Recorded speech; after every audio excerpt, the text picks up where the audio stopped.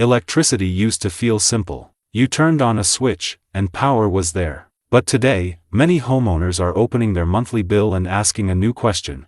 Is there a cheaper way to generate electricity at home? Energy prices have increased in many places over the past decade. At the same time, people are hearing more about solar panels, battery systems, wind turbines, and small DIY generators. These technologies promise independence from rising utility costs, but the reality is more complicated. The idea of producing your own electricity at home sounds simple. In practice, it involves several technical and financial decisions. The important question is not just whether it is possible to generate power at home, the real question is whether it can be done cheaply. To understand this, we need to look at how electricity is normally produced and why home energy systems often cost more than expected. Most of the electricity used in homes comes from large centralized power plants. These facilities generate massive amounts of energy using fuel sources such as natural gas, coal, nuclear energy, hydroelectric dams, or large-scale renewable installations. Because they operate on a large scale, power plants benefit from economies of scale.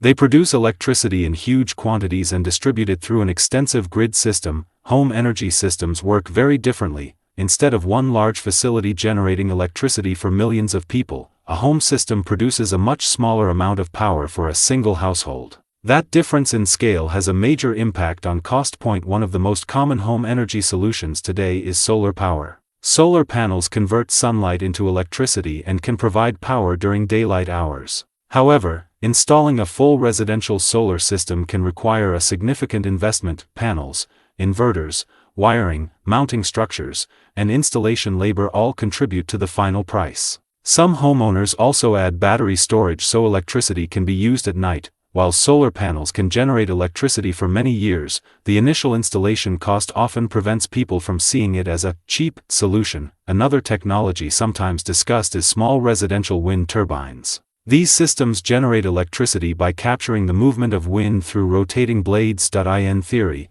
wind energy can work well in areas with consistent airflow. In practice, most residential areas do not have ideal wind conditions. Trees, buildings, and terrain can disrupt airflow, reducing the amount of electricity a small turbine can generate. Because of this, residential wind systems are less common than solar panels. This leads many homeowners to explore a different category of energy systems, smaller DIY setups. These systems usually attempt to generate limited amounts of electricity using relatively simple components. They may involve compact generators, small turbines, or experimental energy devices assembled from accessible parts. The goal of these setups is not always to power an entire home. Instead, they often aim to supplement existing electricity use or provide a small backup source of power. In some cases, these systems are significantly cheaper than installing a full solar array. However, there are important limitations. Small-scale energy systems generally produce much less electricity than professional installations.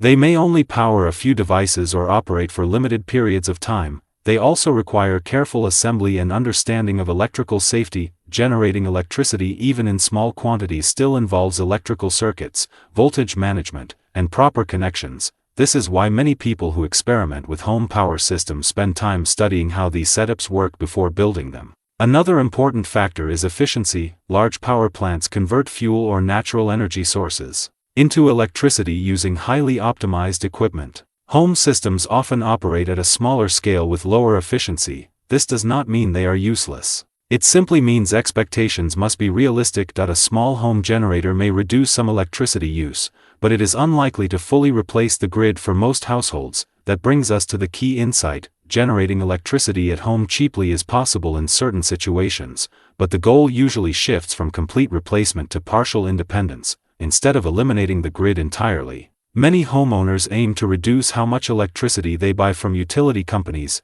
They might combine several strategies. For example, improving energy efficiency inside the home can reduce total electricity consumption. Adding a solar system can generate power during the day. A small backup generator or experimental system might provide additional energy in certain situations. Together, these approaches can reduce reliance on the grid without requiring a single expensive solution. The important point is that home energy systems are rarely about one perfect technology. They are about understanding how different options work and deciding which combination makes sense for a particular home. Electricity generation is a technical subject, but the basic principles are accessible to anyone willing to study them. The more homeowners understand how electricity is produced, stored, and used, the easier it becomes to evaluate different energy options. Some solutions involve large investments and professional installation. Others are smaller experiments that allow people to learn how energy systems function. Both approaches have their place. The goal is not necessarily to replace the entire grid overnight.